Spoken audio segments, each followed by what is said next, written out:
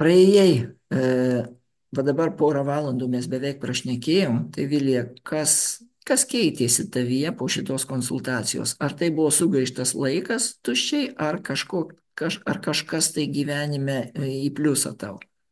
Kaip tu manai?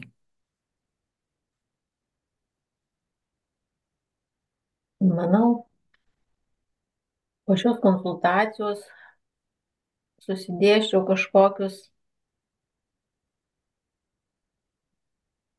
vėl tiesiog atsinaujinau taškus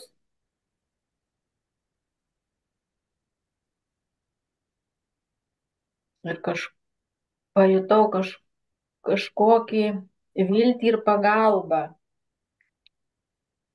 kad aš vėl galėsiu gyventi taip, kaip aš noriu, kad tada atrasiu save,